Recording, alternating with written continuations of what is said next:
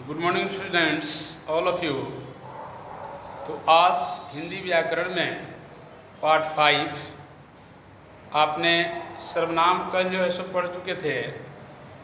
सर्वनाम की परिभाषा, सर्वनाम किसे कहते हैं, सर्वनाम का अर्थ क्या होता है, और उसके बाद सर्वनाम के भेद के बारे में भी जानकारी मिल गई थी। सर्वनाम के मुख्यतः 6 भेद होते हैं, 6 भेद होते हैं। तो आज सर्वनाम की जो परिभाषा है उसको एक बार दोहराते हुए आगे बढ़ते हैं। संज्ञा के बदले में जिन शब्दों का प्रयोग किया जाए उसे सर्वनाम कहते हैं। ठीक है। सर्वनाम के मुख्यतः 6 भेद होते हैं। पहला है पुरुषवाचक सर्वनाम, दूसरा है निश्चयवाचक सर्वनाम, तीसरा है अनिश्चयवाचक सर्वनाम, चौथा है संबंधवाचक सर्वनाम, पांचवा है प्रश्नवाचक सर्वनाम और एक है निजवाचक सर्वनाम। ये 6 प्रकार के सर्वनाम जो हैं तो इनका बारी बारी से आप जो है परिभाषा आज जानेंगे। तो सबसे पहला नंबर है पुरुषवाचक सर्वनाम का। तो आप सभी बच्चे इस ऑनलाइन क्लास से जुड़ जाएं और पुरुषवाचक सर्वनाम के बारे में जानें और लिखें भी। पहला है पुरुषवाचक सर्वनाम।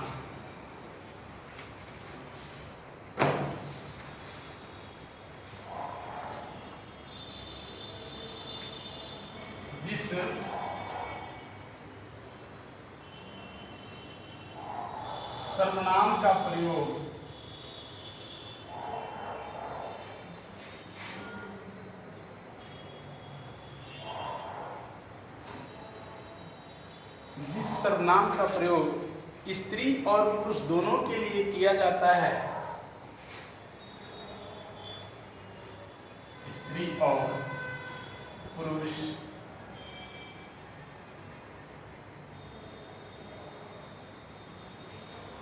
दोनों के लिए किया जाता है।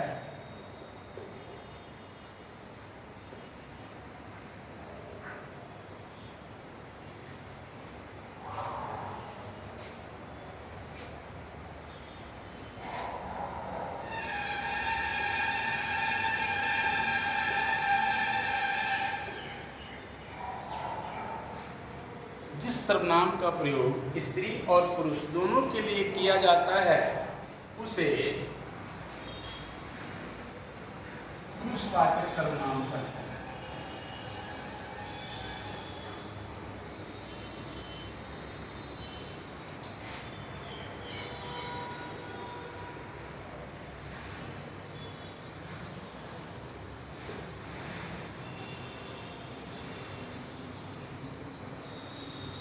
जैसे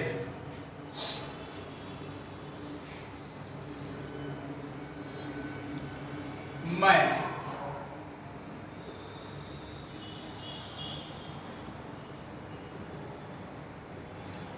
हम, तुम, वह, वे इत्यादि।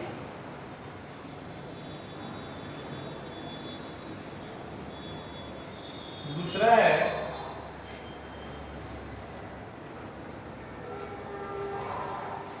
तो बच्चों ध्यान देंगे, सभी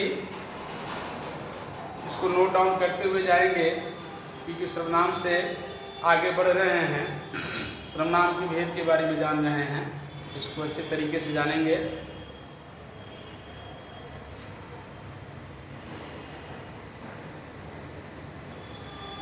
निश्चयवाचक सर्वनाम।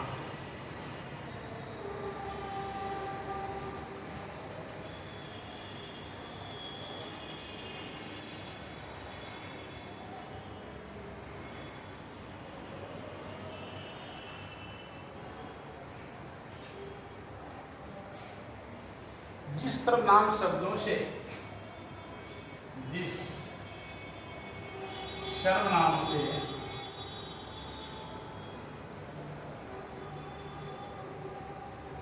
जिस सर्वनाम से किसी पास या दूर की वस्तु, किसी पास या दूर की वस्तु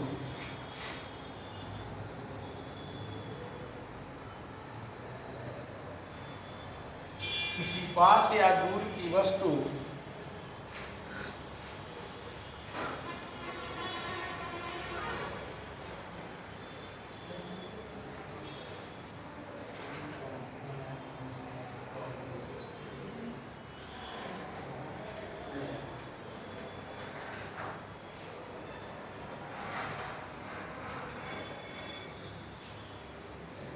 जिस सर्वनाम से किसी पास या दूर की वस्तु अथवा व्यक्ति का बोध होता है, अथवा व्यक्ति का बोध होता है,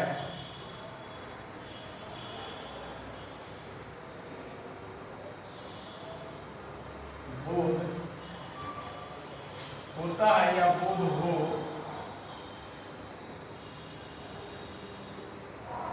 उसे निश्चयवाचक सर्वनाम कहते हैं।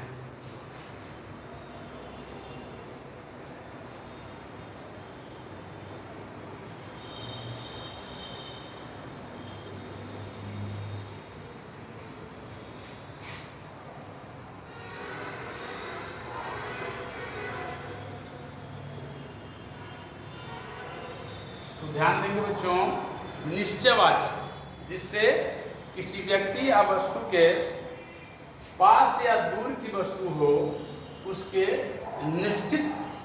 निश्चय का बोध हो, उसे जो है निश्चयवाचक सर्वनाम कहते हैं। जैसे यह,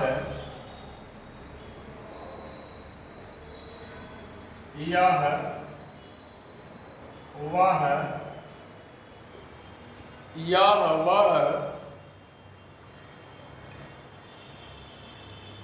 ये,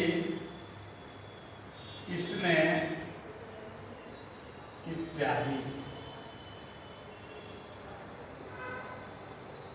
अब एक उदाहरण द्वारा समझेंगे इसको। निश्चयवाचक संज्ञा सर्वनाम ये जैसे हो गए आपके, और इसको एक उदाहरण के माध्यम से समझेंगे वाक्य में प्रयोग करके। जैसे वह मेरी कार है, वह मेरी कार है। अब देखेंगे इस वाक्य को जब हम बोल रहे हैं, कह रहे हैं कि वह मेरी कार है, यह निश्चित वस्तु का बोध करा रही है, इसलिए ये निश्चयवाचक सर्वनाम हो गया। वह मेरी कार है मतलब इसमें निश्चितता का बोध हो रहा है, निश्चय हो रहा है, इसलिए निश्चयवाचक सर्वनाम हो गए। और उसके बाद नंबर 3 है अनिश्चयवाचक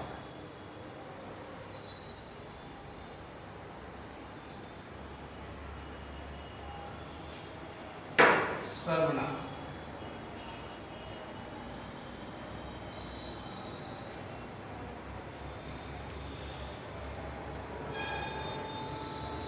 जिस सर्वनाम से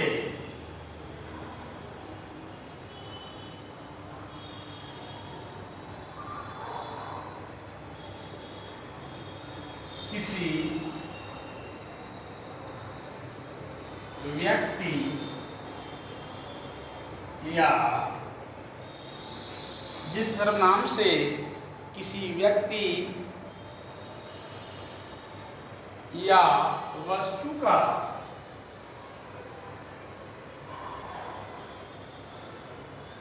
निश्चित बोध नहीं होता, जिस सर्वनाम से किसी व्यक्ति या वस्तु का निश्चित बोध नहीं होता,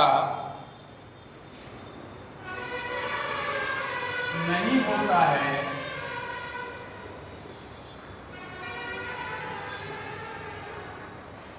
जिस सर्वनाम से किसी व्यक्ति या वस्तु का निश्चित बोध नहीं होता है,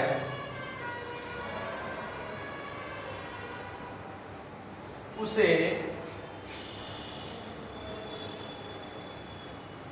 अनिश्चयवाचक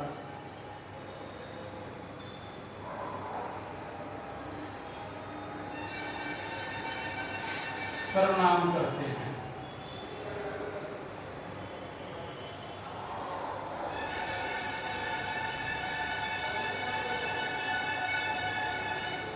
उसे अनिश्चयवाचक सर्वनाम कहते हैं। जैसे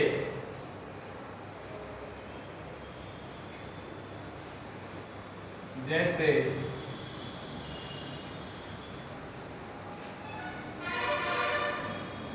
जैसे कौन,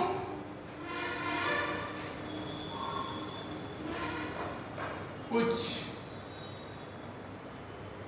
कितना,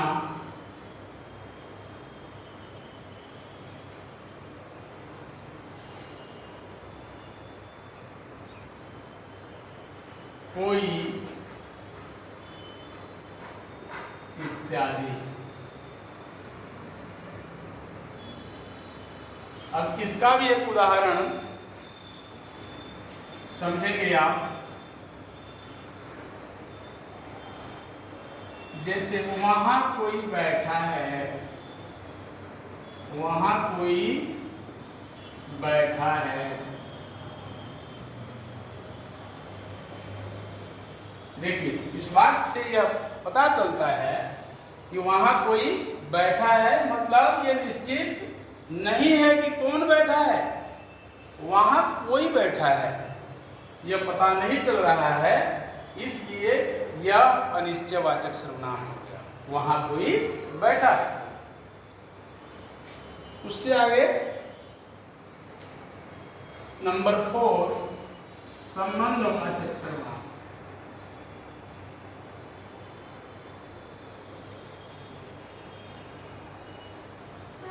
सर्वनाम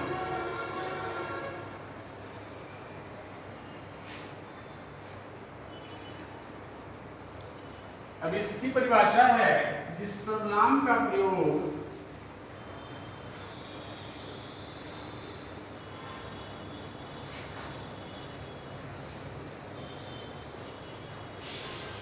संबंध बताने के लिए किया जाता है,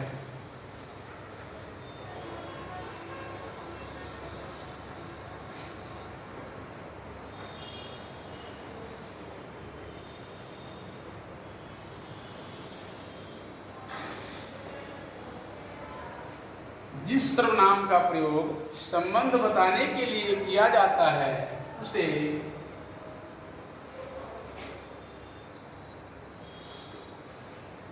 संबंधवाचक सर्वनाम कहते हैं।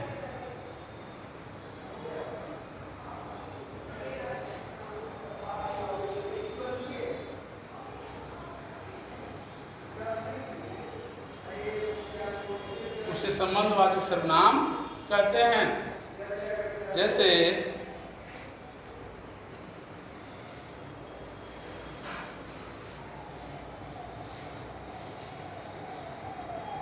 जो, सो, जिनका, जो, सो, जिनका, जिसका, इत्यादि। अब एक उदाहरण इसका भी समझिए।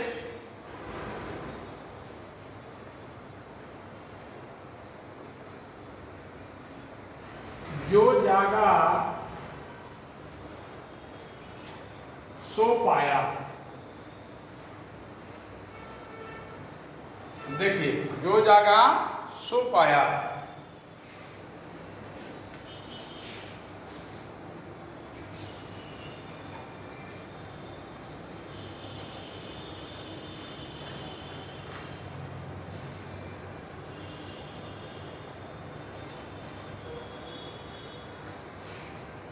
जो जागा सो पाया।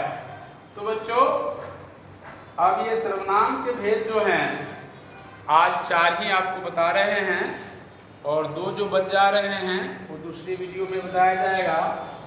ये 4 वेद को आप बढ़िया से जो है सो लिख करके और याद करके SW कॉपी में लिखेंगे। तो सबसे पहले समझ लीजिए कि पुरुषवाचक सर्वनाम। पहला, जिस सर्वनाम का प्रयोग स्त्री और पुरुष दोनों के लिए किया जाता है उसे पुरुषवाचक सर्वनाम कहते हैं। जैसे मैं, हम, तुम, वह, वे इत्यादि।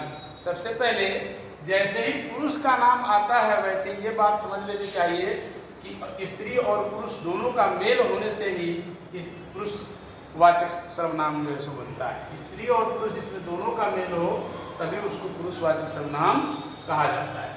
दूसरा है निश्चयवाचक सर्वनाम। जिस सर्वनाम से किसी पास या दूर की वस्तु अथवा व्यक्ति का बोध होता है उसे निश्चयवाचक सर्वनाम कहते हैं। जैसे यह, वह, ये, इसने इत्यादि। अब आप जैसे में का ही है उदाहरण एक, वह मेरी कार है। अब देख लीजिए कि वह मेरी कार है, इस वाक्य से यह निश्चय हो जाता है कि यह वस्तु जो है नजदीक में है और जो है सो ये निश्चय का बोध करा रही है। तीसरा है अनिश्चयवाचक सर्वनाम। जिस सर्वनाम से किसी व्यक्ति या वस्तु का निश्चित बोध नहीं होता है उसे अनिश्चयवाचक सर्वनाम कहते हैं। जैसे कौन, कुछ, कितना, कोई इत्यादि। जैसे उदाहरण में देखिएगा, वहां कोई बैठा है, यह निश्चय नहीं है, एकदम अनिश्चय है कि कोई बैठा है, मतलब है उसका कोई निश्चित नहीं है कि कौन बैठा है। चौथा है संबंधवाचक सर्वनाम। जिस सर्वनाम का प्रयोग संबंध बताने के लिए किया जाता है उसे संबंधवाचक सर्वनाम कहते हैं। जैसे में है जो, सो, जिनका, जिसका इत्यादि। उदाहरण है जो जागा सो पाया।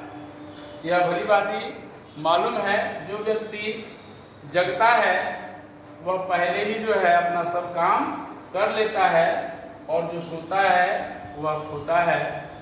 यह जगत प्रसिद्ध चीज़ है। इसलिए बच्चों आज के वीडियो में इतना ही, फिर अगले वीडियो में कल मिलेंगे। बहुत बहुत धन्यवाद।